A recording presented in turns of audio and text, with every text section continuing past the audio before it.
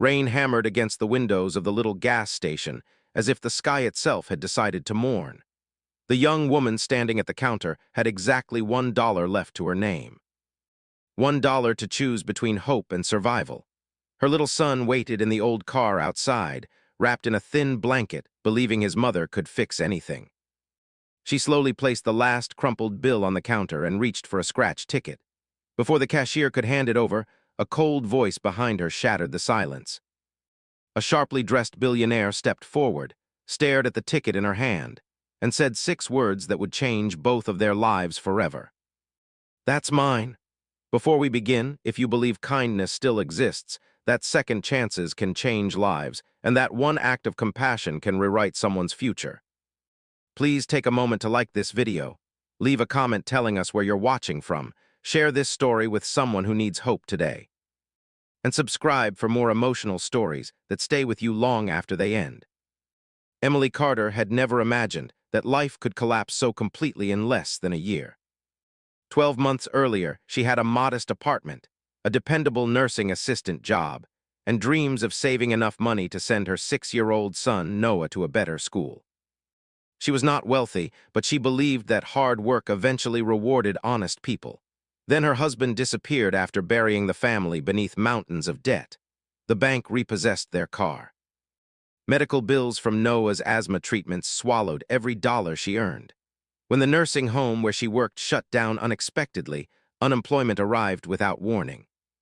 Suddenly, every day became a battle against eviction notices, overdue utilities, empty cupboards, and a growing fear she tried desperately to hide from her little boy. Noah never complained. That made everything worse. He smiled even when dinner was nothing more than peanut butter spread thinly across stale bread.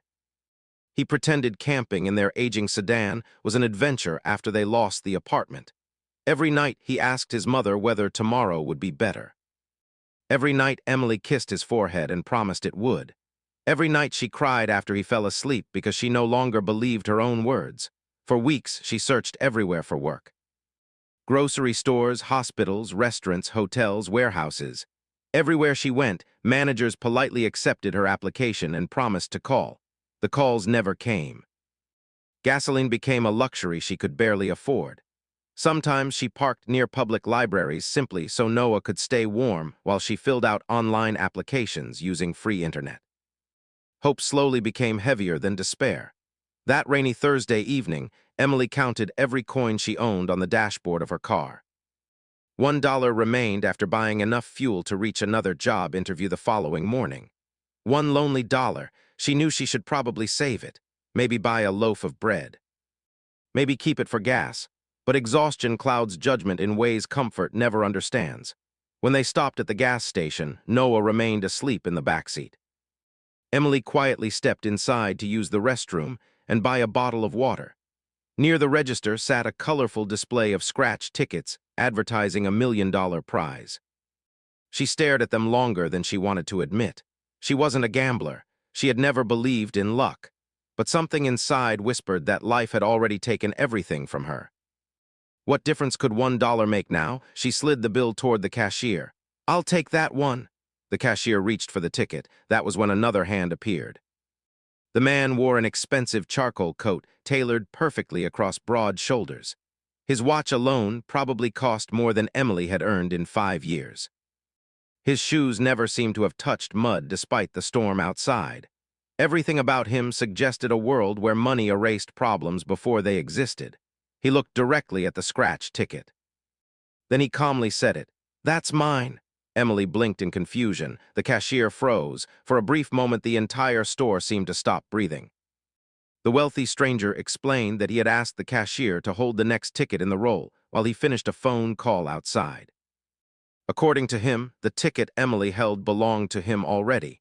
Emily immediately apologized and began handing it back. She wasn't interested in arguments. She simply wanted to leave with what little dignity remained. But the cashier hesitated. He admitted he hadn't actually set the ticket aside. Nothing had officially been sold yet. Now both customers looked at him. Emily quietly lowered her hand. She had no energy for conflict. "If it's important to him," she whispered, "he can have it." She turned to leave. The billionaire studied her expression carefully. There was no anger, no entitlement, no attempt to manipulate sympathy, only complete exhaustion. As she reached the door, something unexpected happened. The cashier spoke softly. "Ma'am, you already paid." Emily looked back. The dollar sat inside the register. The billionaire noticed something else. Through the rain-covered windows, he saw a little boy asleep in the backseat of an old sedan. Blankets covered the windows. Children's books were stacked beside a tiny backpack. Understanding slowly replaced irritation. The billionaire, whose name was Daniel Whitmore, had built one of the country's largest real estate companies. Newspapers celebrated his business victories while criticizing his ruthless negotiations. Investors admired him because emotions never influenced his decisions. Yet standing in that gas station, he found himself remembering another rainy night decades earlier. His own mother had once slept in a station wagon after losing everything. He had been Noah's age. He remembered pretending hunger didn't hurt. He remembered promising his mother he wasn't cold even while shivering. Most painfully, he remembered strangers looking away. Daniel quietly nodded toward the cashier. "Give her the ticket." Emily thanked him sincerely before walking outside. She never noticed Daniel watching from inside, as she gently covered Noah with the blanket before climbing into the driver's seat. Instead of driving away immediately, she scratched the ticket beneath the dim interior light. Nothing, not even a small prize. She smiled sadly. Perhaps that was what she expected all along. She crumpled the ticket carefully and placed it into the cup holder before driving toward the church parking lot, where they planned to spend another night. Daniel remained standing inside long after her taillights disappeared. Something unsettled him, not because of the ticket, because she had surrendered it without resentment. Because the little boy had smiled in his sleep despite having almost nothing. Because wealth had slowly taught Daniel to expect everyone to fight for every advantage. Emily had done the opposite. The next morning, Daniel couldn't stop thinking about the woman from the gas station. He asked one of his assistants to identify her using the security footage and receipt records. Normally, such a request would have sounded absurd. Yet by afternoon, they discovered her name and learned she had submitted applications to 3 Whitmore-owned senior care facilities. Each application had been rejected automatically because employment software flagged a recent housing instability issue. Daniel stared silently at the report. A computer had dismissed someone without ever hearing her story. Meanwhile, Emily woke Noah before sunrise. They washed their faces in the gas station restroom. She fixed his hair using bottled water and smiled as if everything were perfectly normal. Children notice more than adults realize, but Noah still believed his mother possessed invisible strength. During breakfast, they shared one banana. Emily told him great adventures always began with difficult mornings. Noah laughed and said that meant they must be very close to something wonderful. His innocent faith nearly broke her heart. The interview she attended lasted only 11 minutes. The manager politely explained they had chosen another candidate. Emily thanked him anyway. Outside, she sat on a bench staring at traffic while wondering how many more disappointments a person could survive before hope finally disappeared. Her phone rang. Unknown number. She almost ignored it. Instead, she answered. A calm, professional voice introduced herself as an executive assistant from Whitmore Holdings. Emily assumed someone was playing a cruel joke. The assistant explained that Mr. Daniel Whitmore wished to meet regarding her employment application. Emily looked around the busy sidewalk in disbelief. Why would one of the richest businessmen in the state want to meet an unemployed single mother? She almost declined, but she had nothing left to lose except another hour. The company headquarters towered above downtown like a monument to success.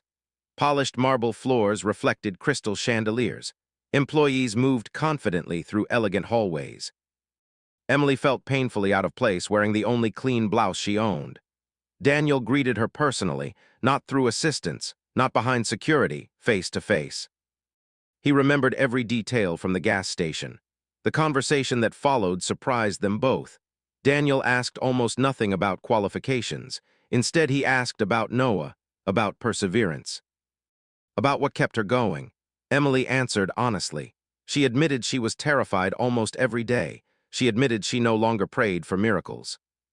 She simply prayed for enough strength to keep making promises to her son. Daniel listened without interruption. When she finished, silence filled the office. He looked toward the enormous city skyline outside his window. Success had earned him buildings, companies, recognition. Yet somewhere along the journey, he had forgotten what genuine courage looked like. It wasn't found in billion-dollar negotiations. It lived inside mothers who smiled through impossible circumstances because children were watching. Daniel finally spoke. He told Emily he had reviewed her nursing background. One of his charitable healthcare foundations had recently opened a family wellness center serving struggling communities. They needed someone compassionate enough to understand patients who had lost everything. He believed resumes measured experience. Life measured character, and character was harder to teach. Emily struggled to process what she was hearing. The position included a salary nearly double her previous income, health insurance, housing assistance during relocation, childcare support for Noah. She stared at the paperwork through tears she could no longer hide. She kept asking whether there had been some mistake. Daniel quietly shook his head. There was. He admitted the mistake wasn't hers. It belonged to a system that judged people too quickly. Weeks later, Emily and Noah unlocked the door to their small but beautiful apartment. It wasn't luxurious. It didn't need to be. For Noah, having his own bed again felt like owning a palace. That evening, he taped one drawing above the kitchen table. It showed three people standing together beneath a rainbow. His mother, himself, and a tall man in a suit holding an umbrella. When Emily asked who the third person was, Noah simply smiled. The man who helped the rain stop. Months passed. Emily became one of the wellness center's most beloved employees. Patients trusted her because she understood fear. She remembered names. She listened without judgment. She often paid for prescriptions anonymously whenever she could.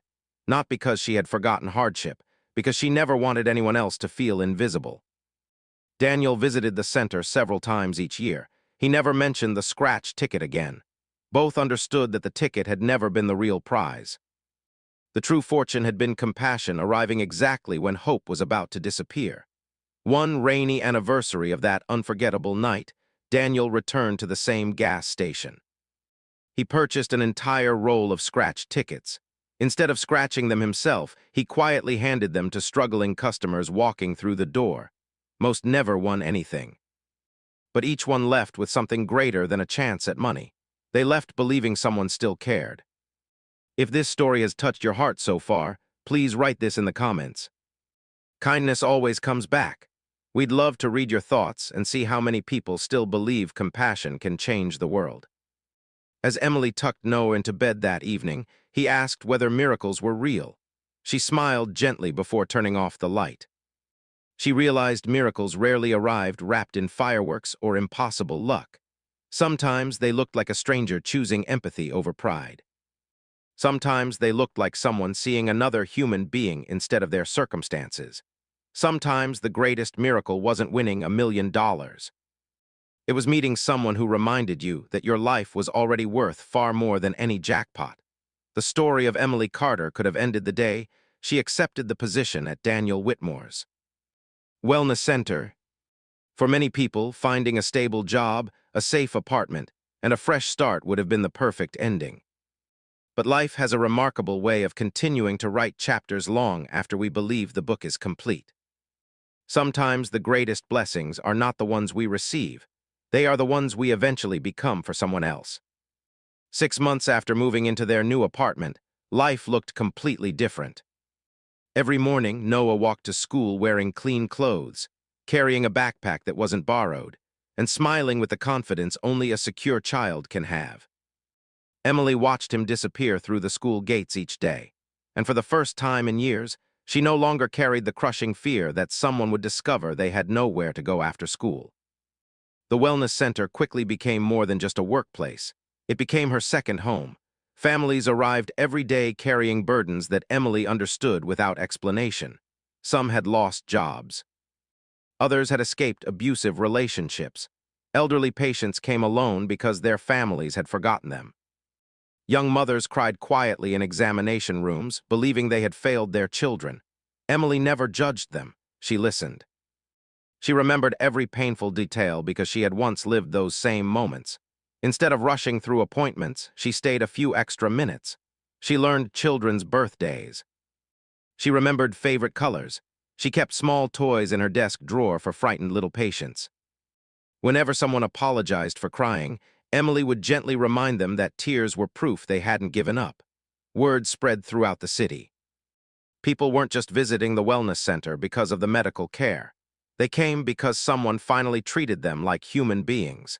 Daniel Whitmore noticed the change almost immediately. Monthly reports showed something unusual. Patient satisfaction had reached record highs. Donations to the foundation had nearly doubled. Volunteers were signing up faster than ever before. When Daniel asked why, every answer pointed toward one person, Emily Carter. One afternoon, he decided to visit without announcing himself. Instead of going directly to his office, he quietly walked through the waiting room. He noticed something remarkable. Emily wasn't behind a desk. She was kneeling beside a frightened little girl whose arm was in a cast. The child looked terrified. Emily smiled warmly and folded a paper napkin into the shape of a butterfly. Within seconds, the little girl stopped crying. Her mother wiped away tears of relief. Daniel watched from across the hallway. Nobody noticed him. For several minutes, he simply observed. Every patient Emily greeted stood a little straighter when they left her office. Every child smiled. Every elderly visitor received a hug before leaving. None of those moments appeared on financial reports. Yet Daniel suddenly realized they were the greatest investment his foundation had ever made. That evening, he asked Emily to join him in the conference room after closing. She arrived nervously, wondering if she had done something wrong. Instead, Daniel placed a small wooden box on the table. Inside was the old scratch ticket, the very same one she had bought with her last dollar. Emily stared at it in disbelief. "You kept it?" Daniel nodded. "I asked the gas station manager for it after you drove away." She looked confused. "I wanted to remind myself," he said quietly, "that sometimes the most valuable things in life are the ones that don't win." Emily smiled through tears. She had forgotten all about that ticket. Daniel never had. "It reminds me of the day I almost made the biggest mistake of my life." Emily shook her head. "You didn't?" "Yes," Daniel replied. "I almost walked away." Silence filled the room. Finally, Daniel spoke again. "I've spent years building companies. I thought success meant making more money than anyone else. Then I met someone who had nothing, and somehow she was richer than I was." Emily lowered her eyes. She didn't know how to respond. Daniel continued. "You reminded me who my mother was before poverty stole her confidence." Those words stayed with Emily long after she returned home. That night she couldn't sleep. She kept thinking about how one small act of kindness had created countless others. $1, one ticket, one decision not to argue. How many lives had changed because of those few seconds? Months later, Daniel announced a new initiative. Every Whitmore company would create an emergency employment program for struggling single parents. Applicants would no longer be rejected automatically because of unstable housing, gaps in employment, or temporary financial hardship. Instead, every application would receive a personal review. The board of directors resisted. Several executives insisted the program would cost millions. Daniel simply smiled. "It will, and that's exactly why we're doing it." Within 2 years, more than 3,000 single parents found stable employment through the initiative. Hundreds purchased their first homes. Thousands of children grew up in safe neighborhoods instead of shelters or cars. News outlets praised Daniel for the groundbreaking program. Awards followed. Interviews followed. Magazine covers followed. But every time journalists asked where the idea came from, Daniel always gave the same answer. "It started with a woman who spent her last dollar on hope." He never mentioned Emily's name without her permission. He believed heroes deserved privacy. One autumn afternoon, nearly 3 years after that rainy night, Noah came home carrying a school assignment. His class had been asked to write about their hero. Emily expected him to choose a firefighter, an astronaut, or maybe a famous athlete. Instead, he handed her the paper. At the top, written in careful handwriting, were the words, "My hero is my mom." Emily smiled before reading. By the second paragraph, tears blurred every word. Noah wrote that his mother always smiled even when she was hungry. He wrote that she made every scary place feel safe. He wrote that she never stopped believing they would have a home again. The final sentence completely broke her heart. My mom says I never noticed when life was hard, but I noticed everything. I just smiled because I didn't want her to feel alone. Emily covered her face and cried. She had spent years believing she had protected Noah. She never realized Noah had been protecting her too. A few weeks later, Daniel invited Emily and Noah to attend the annual Whitmore Foundation Gala. Emily almost refused. She didn't own an evening dress. She had never attended an event filled with business leaders and celebrities. Daniel insisted. When they arrived, Emily felt completely out of place. Crystal chandeliers sparkled overhead. Elegant music echoed through the ballroom. Hundreds of guests applauded as Daniel stepped onto the stage. Everyone expected another speech about business success. Instead, Daniel looked toward Emily. "The most important person in this room," he began, "isn't a billionaire." The audience fell silent. "It's a mother who taught me that wealth isn't measured by what we keep, but by what we're willing to give away." Emily froze. Daniel invited her onto the stage. She hesitated. The applause grew louder. Finally, she walked forward. Daniel handed her the microphone. She looked across the enormous ballroom. Powerful people waited to hear her speak. Emily took a deep breath. She didn't talk about poverty. She didn't talk about losing her home. She didn't even mention the scratch ticket. Instead, she simply said, "The greatest gift anyone ever gave me wasn't a job." She looked toward Daniel. It was being seen. Many guests quietly wiped away tears, because everyone, no matter how successful, understands what it feels like to be invisible. After the event ended, an elderly janitor approached Emily. He held out a folded $20 bill. Embarrassed, she tried to refuse. The man smiled. "I heard your story." She gently pushed the money back toward him. "You probably need this more than I do." The janitor laughed. "No," he pointed toward the ballroom. "Years ago, I was homeless." Emily looked surprised. "A stranger helped me once." He placed the bill into her hand. "Now it's my turn." Emily understood. Kindness had become a circle. It never truly ended. It simply found new people to carry it forward. Years later, Noah graduated from college with honors. His dream wasn't to become rich. He wanted to become a pediatric doctor. During his graduation speech, he told thousands of people something they would never forget. "When I was little, my mom spent her last dollar on a scratch ticket." The audience smiled. She didn't win. A few people laughed softly, but because she believed hope was worth $1, I won an entire future. The auditorium erupted into applause. Emily sat in the front row with tears streaming down her face. Daniel, now older with silver hair, applauded louder than anyone. He wasn't celebrating a graduation. He was celebrating proof that compassion multiplies across generations. Before the ceremony ended, Noah walked down from the stage. He hugged his mother tightly. Then he embraced Daniel, 3 lives. One rainy night, $1, one impossible decision, one lifetime of hope. Before this story ends, we'd love to ask one special favor. Please comment the words, "Hope is never wasted." Let's fill the comments with encouragement for everyone who may be struggling today. Your words could become someone else's reason to keep going. The truth is, most miracles never make the news. They don't arrive with flashing lights or lottery jackpots. They begin quietly with ordinary people making extraordinary choices. A tired mother choosing dignity instead of anger. A wealthy stranger choosing compassion instead of pride. A little boy choosing hope instead of fear. In the end, the scratch ticket never made Emily a millionaire. But kindness did, because real wealth isn't found in the numbers printed on a winning ticket. It's found in the hearts we lift, the hands we hold, and the lives we change when no one is watching. If this story touched your heart, reminded you that kindness still exists, or inspired you to never give up on hope, please like this video, share it with your friends and family. Subscribe to the channel, and leave your thoughts in the comments below. Every like and every share helps these stories reach someone who may need hope today.